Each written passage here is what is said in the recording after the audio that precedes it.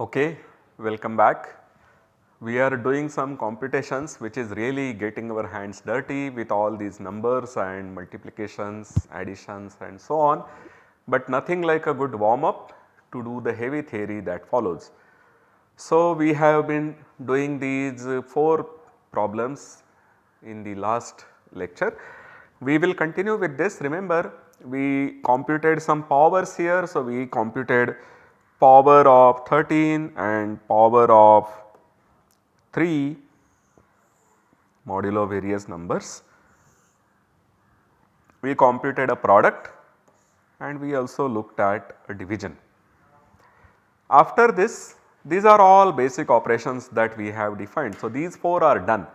After this, I want you to think about this problem. Prove that 6 divides a into a plus 1 into 2a plus 1 for every a in n. So, if you take the product on the right hand side, then this product for any natural number a is always a multiple of 6.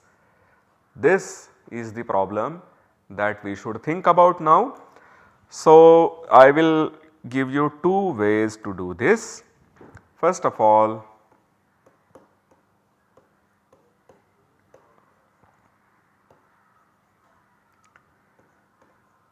there are 6 residue classes modulo 6, namely the class of 0, 1, 2, 3, 4 and 5, and we let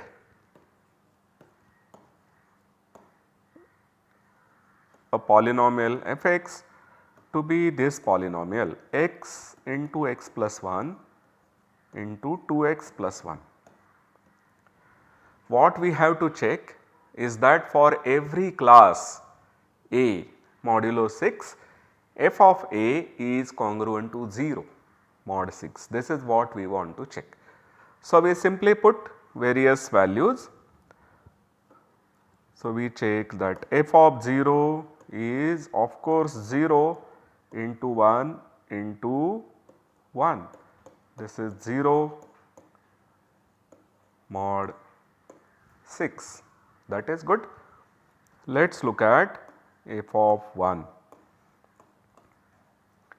This is 1 into 1 plus 1 is 2 and 2 plus 1 is 3, which is 6, and 6 is of course 0 mod 6.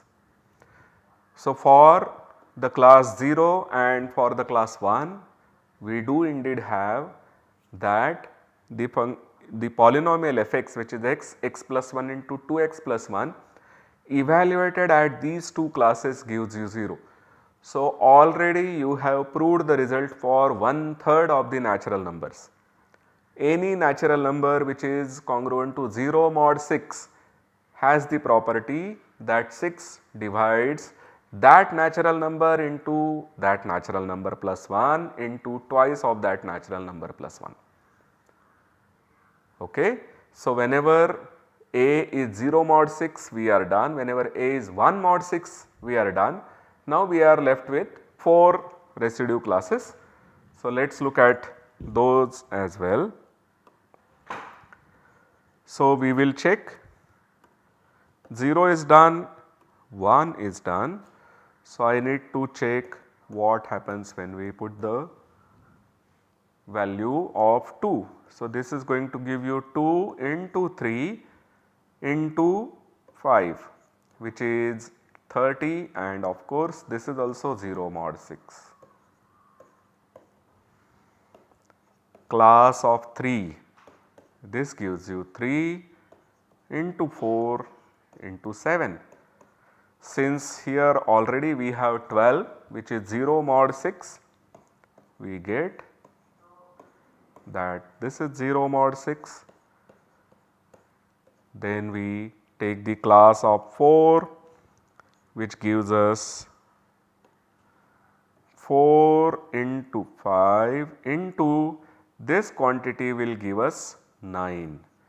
So, the product of these two is 36, which is 0 mod 6. Therefore, the whole thing is 0 mod 6, and finally we compute the value of the polynomial at 5. So, that we have as 5 into 6, there is already a 6 coming here. So, because of this we get it to be 0 mod 6. That is it.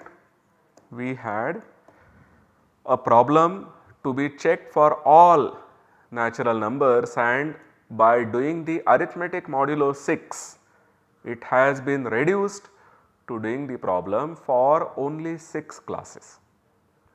Some of you may have some more ideas of doing this problem. So, let me tell you one more thing. So, observe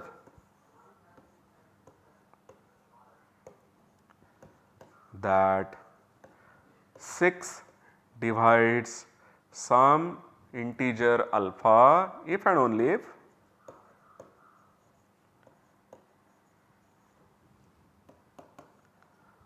two divides alpha and 3 divides alpha.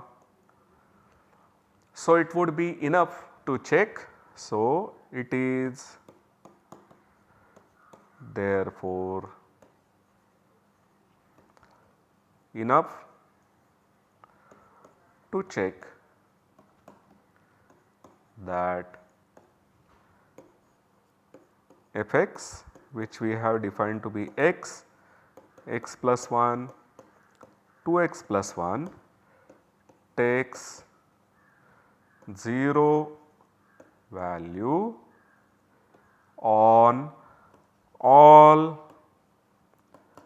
residue classes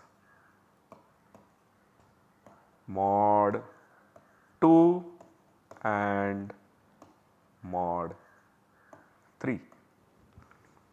So, earlier we observed that we had to do only 6 checks because we were working modulo 6. But this observation tells you that all you need to check is modulo 2 and modulo 3. Modulo 2 there are 2 checks. You will put the value 0 and you will put the value 1. Modulo 3 there are 3 checks. You will put the value 0, you will put the value 1, you will put the value 2.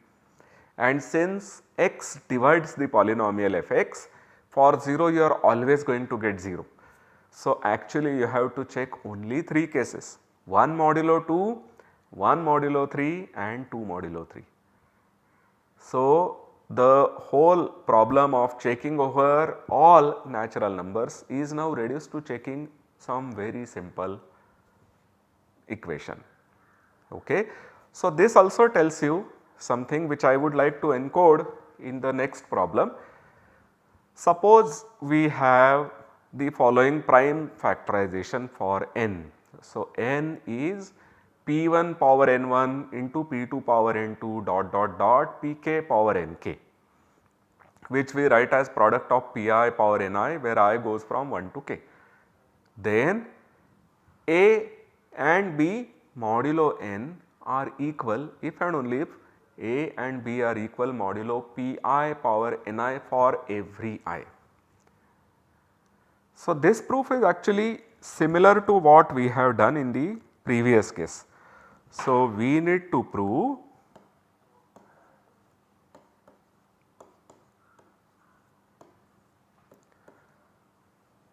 that n divides some number a if and only if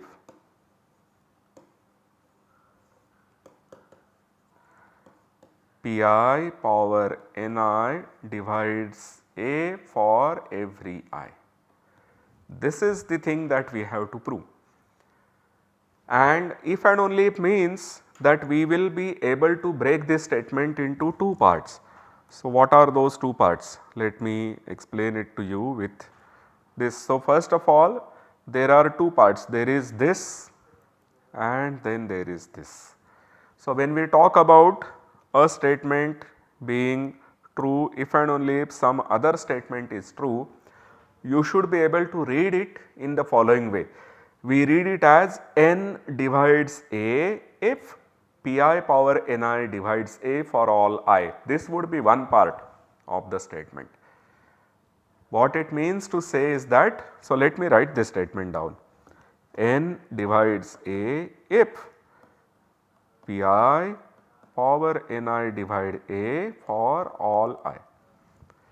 So, we will then have to prove that whenever this condition holds, for all I pi power ni divides a, then n must divide a. So, we will assume this part and we will prove this part. This would be one part of proving this if and only if statement. But then there is the other part, which is the only if part. So, how do we read the only if part?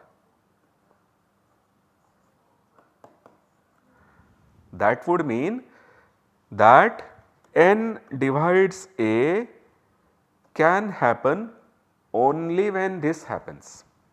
If this does not happen, then this does not happen. So, whenever this happens, we should be able to prove that this happens. So, there are two parts to proving a statement of the part which has if and only if, and we will here be proving both the parts. So, the simpler part is that whenever n divides a, pi power ni divides a, we will prove this statement.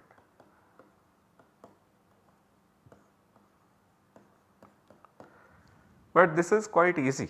This holds because pi power ni that itself divides n. So, we have here that you have this division pi power ni divides n and n divides a, then of course you should have that pi power ni should divide a. The non-trivial proof, although it is also not very difficult, is to show that the other implication holds, which is to say that when we have pi power ni divide a for every I, we will have to prove that n divides a. So, assuming n equal to p1 n1, pk nk and pi power ni divides a, we want to prove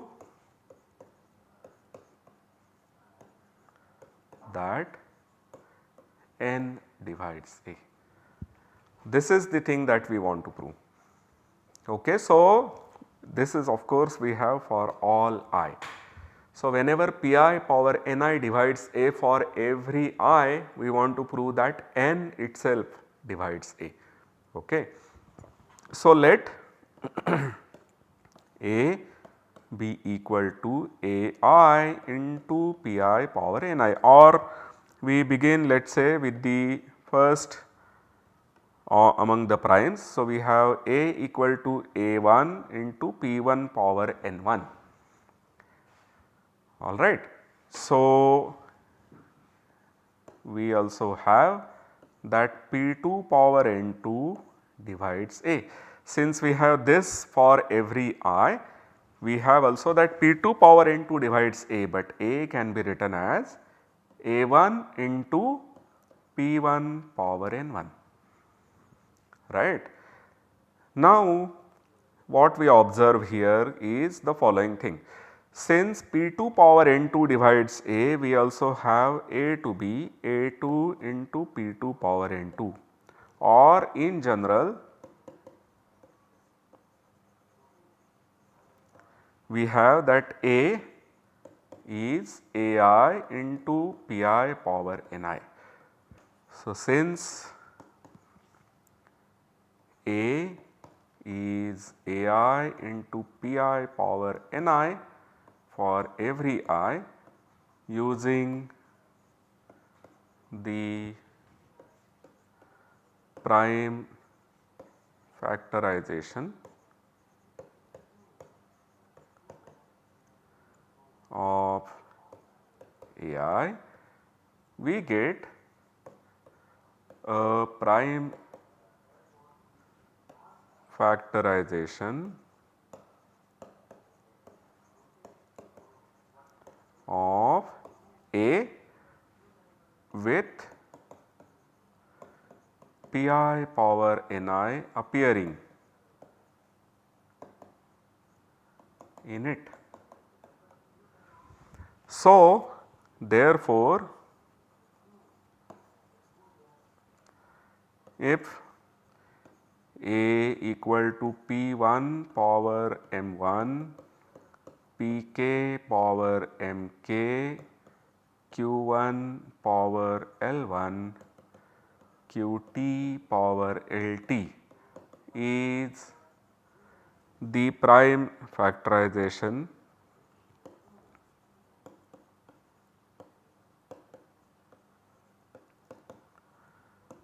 of A.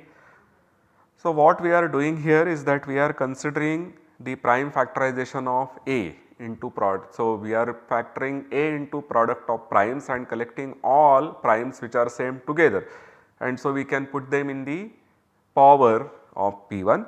So, these P1, P2, Pk power M1, M2, Mk, these Mi can be 0 to begin with. We will assume if some Pi does not appear in the prime factorization of A, let that be 0. But because we have that this Pi power Ni appears in some factorization of A, and further we also know by fundamental theorem of arithmetic that the factorization is unique. So, it will tell you that Pi power Ni should occur. So, we have that Mi is bigger than or equal to Ni. You may have P1 appearing with some more powers in the factorization of A, but what we do know is that P1 should appear with the multiplicity N1 or more. Okay, so, you have that for each I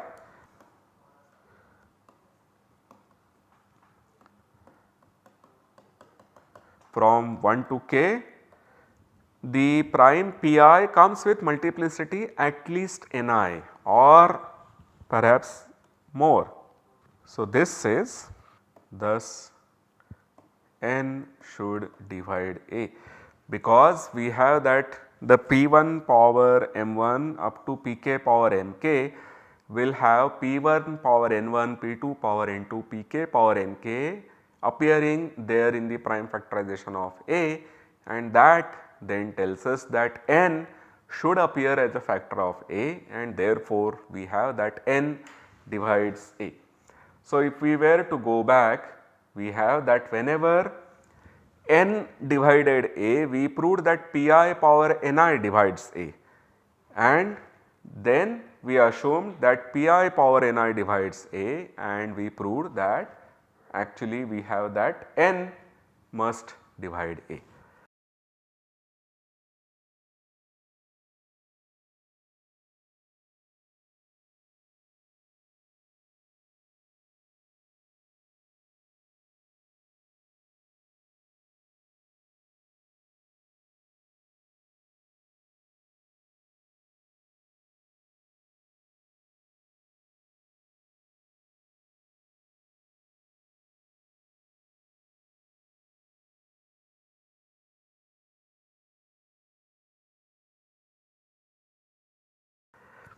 So, now I will go to the next problem, which is to look for solution of a polynomial among the set of natural numbers, and here we have this problem: prove that f of x, which is x to the 5 minus x square plus x minus 3 has no integer root.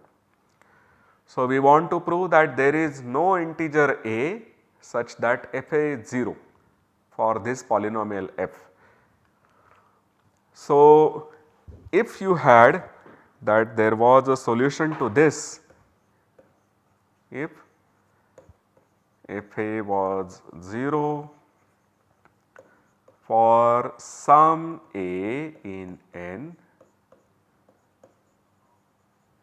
then fa should be congruent to 0 mod n for every natural number n. Therefore, if you could show, so if there is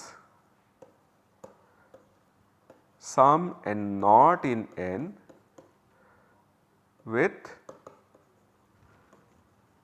fa not being congruent to 0 mod n naught for any a modulo n naught,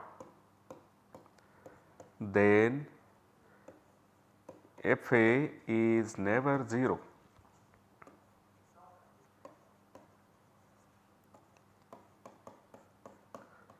We have just twisted this statement and put it in this way. If you have a statement that fa is 0 for some a in n, then for that particular a, fa will give you 0 congruence class modulo n for every n. And therefore, if you can find an n naught such that there is no 0 for the polynomial f modulo n naught, then the polynomial f cannot have a 0 in n. Okay. So, for us to show that this given polynomial x to the 5 minus x square plus x minus 3 has no integer root, we need to only show that there is some n naught for which we get no root, and we will take that n naught very cleverly. So, we say that take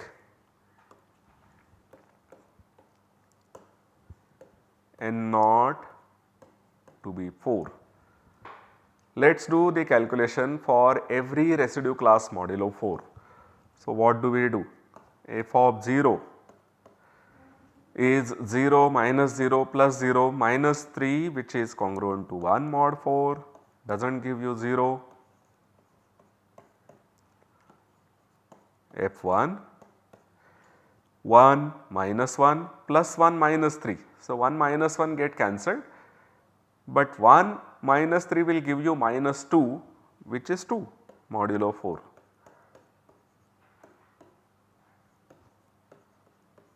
Do not get a 0. F of 2, 2 to the 5. What is 2 to the 5? 2 square is 4, 2 cube is 8, 2 raised to 4 is 16, and 2 to the 5 is 32. So, we have 32 minus 2 square, which gives you 4, plus x, which is 2 minus 3. So, 34 minus 4, which is 30, minus 3, 30 minus 3 is 27, which is equal to 27, but you can as well put congruent sign modulo 4, you do not get a 0. This is actually congruent to 3 mod 4. And finally, when you compute f of 3, you get 3 to the 5. So, 3 square, we are looking at it modulo 4, 3 square is 9, which is 1 modulo 4. So, when you want to compute 3 power 5, this is 3 square into 3 square into 3. So, you get 1 into 1 into 3. So, the ultimate answer is only 3 minus 3 square, which is 1, plus x, which is 3 minus 3. So, you get 3 minus 1, which is 2 plus 0. So, you get this to be 2 modulo 4.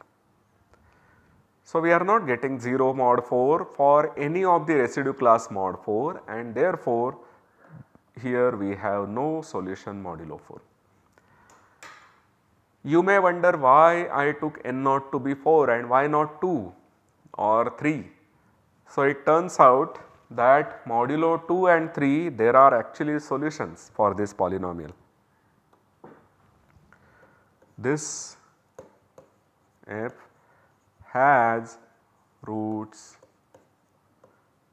modulo 2 and modulo 3. How do we check that? So, if you are considering modulo 2, let us look at f of 1. This is 1 power 5 minus 1 square plus 1 minus 3, which gives you minus 2, which is 0 mod 2. So, 1 is a root for the polynomial f modulo 2, and if you are looking at modulo 3, then consider f of 0, which is simply minus 3, which is 0 mod 3. And of course, if you were to look at n equal to 1, everything has a root modulo 1. Every polynomial with integer coefficients will give you the value to be an integer, and any integer is divisible by 1. So, you will always have roots modulo 1. So, what we have observed here is that the cases n equal to 2 and n equal to 3 would not work for us. You do get a root for the polynomial f modulo 2 as well as modulo 3. So, we have to go to the n equal to 4 to check that there is no root. Sometimes you may have to go very far to prove that some polynomial does not have a root. You will have to take a very large n to show that there is no root. So, whenever you get a root to an integer coefficient polynomial over some residue classes modulo n, do not assume that there is a root. Always do not assume that there is a root in integers. There can be polynomials which have roots modulo every n, but there is no integer root. We will see one such example in the next lecture, but proving that will require some higher theory. However, I will just tell you that example and then we will go to some more discussions. Thank you.